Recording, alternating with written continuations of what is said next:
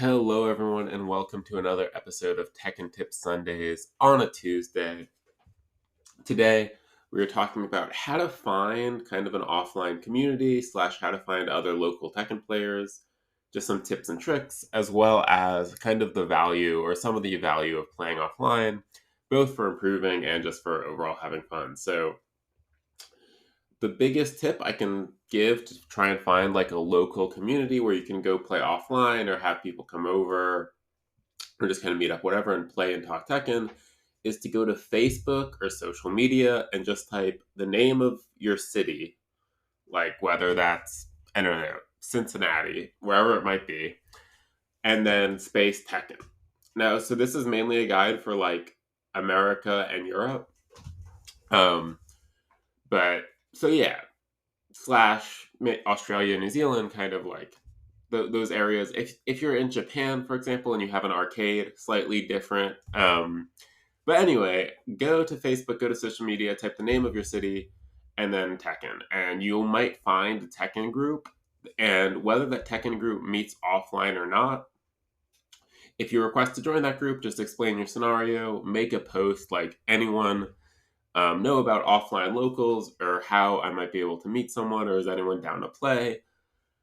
95% chance if that group exists, someone will respond to you and you'll be able to meet up with someone and get some games.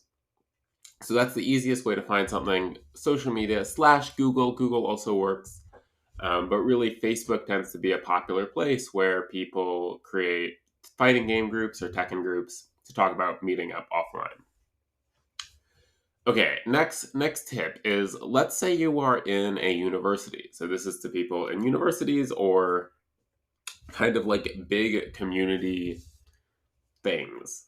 So if there is a local Tekken club or something, I think that'll be relatively easy to find. Just look at your school clubs and see if there's a Tekken one or a fighting game one,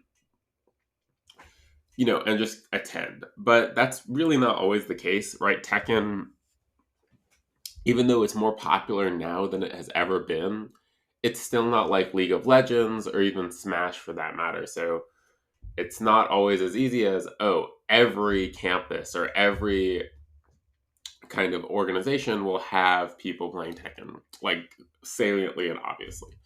So the first thing to do is to check if there is an esports org. And the chances are there is one, because esports not just is Tekken, but like any game. So Rocket League, Fortnite, whatever it is. And ask them, say, hey, I'm looking for fighting games slash fighting game players. Does anyone in the org know about that or trying to start that? And so on and so forth. This is how I found out about the Tekken community at my university when I was in college. And the great thing about it, they are the people who will know, they're the people who will most likely know about something going on or people who are interested, right? Because there's even a chance that you're not the first person who has contacted them. And I'm sure for the most part, they'll be happy to help or happy to put you in touch with other people who have contacted them about Tekken or about fighting games.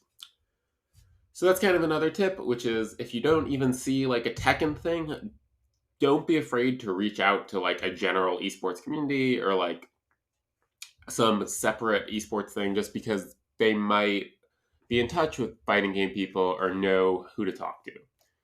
Okay, so kind of next tip is, let's say you're at work. So right now I'm working, I do actually work at a university, but at your place of work, just let people know that you play Tekken in like a non-socially awkward way. Like, just let it be like one of your hobbies. Don't be afraid to talk about it.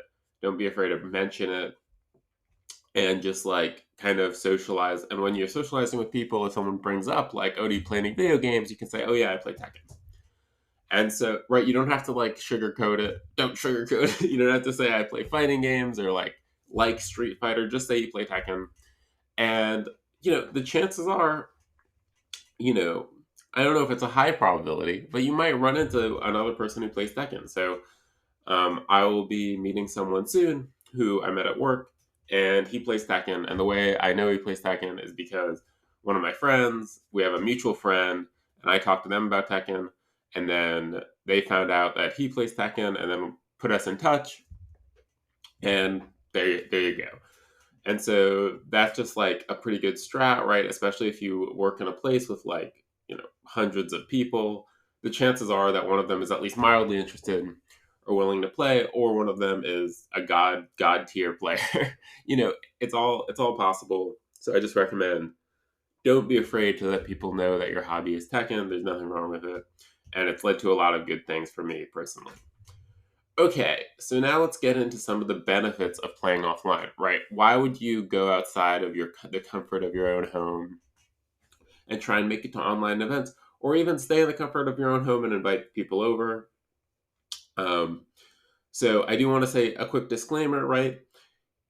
If you are extremely busy or something, don't feel bad about not going to an offline event. It's just, if you have the means and you have the energy, I highly recommend doing it.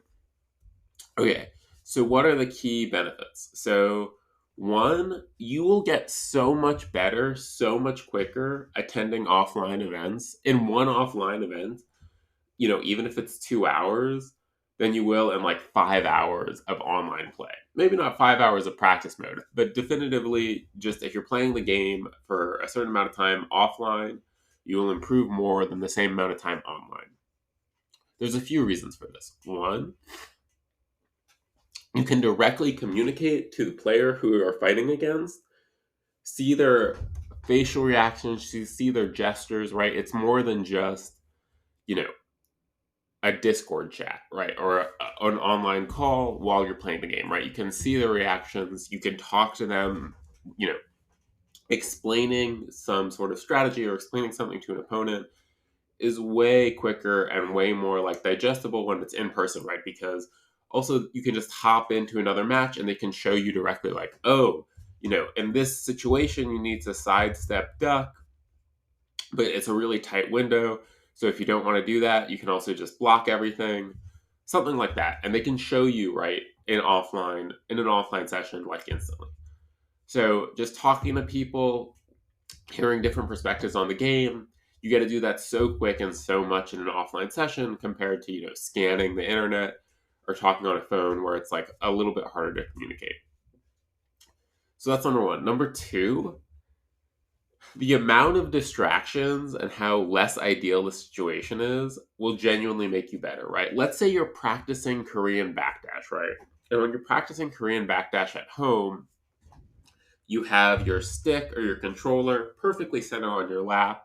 You have your chair at, 20 inches off the ground. You have your monitor at a very specific thing. You're feeling good. You just had your coffee. You just took a shower. And you practice Korean backdash and you're doing it perfectly. And then you are in a foldy chair that has a loose leg, and like there's noise everywhere. And the monitor is like 30 degrees off your line of sight, and you need to backdash, and then not only Korean backdash, but then also whiff punish, right? So it will really test how, ingrained the muscle memory is when you're in a novel circumstance with a less than ideal setup.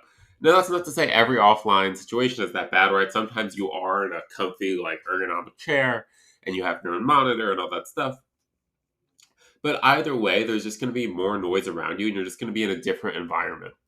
So it really helps test and reinforce all of those strategies and all of those, all this muscle memory that has been really kind of shaped in an ideal scenario. And then kind of the last thing is, playing offline can just remind you how fun the game is. So online is fun, practice mode is fun, but for me anyway, peak Tekken enjoyment comes from playing offline with someone and just like experiencing, the back and forth and getting to talk to them after, and just like feeling how much fun Tekken can be in an offline setting, where, maybe afterwards you like grab a snack or whatever, grab a drink, grab a cup of coffee, whatever. It's just so much fun. And then when you come back to online feels more fun also, because your brain has that like I don't know if it's dopamine, but it has some sort of chemical activation that's just like, woohoo, we're back to playing Tekken. So that's kind of all for today. If you have never experienced offline Tekken, I highly recommend you follow this video, follow the first part, and then come back and see if you kind of agree with the pros and of playing offline. Or, if you know how to find an offline scene, good luck. I hope Tekken 8 offline will treat you well. And anyway, thanks for listening and have a good one.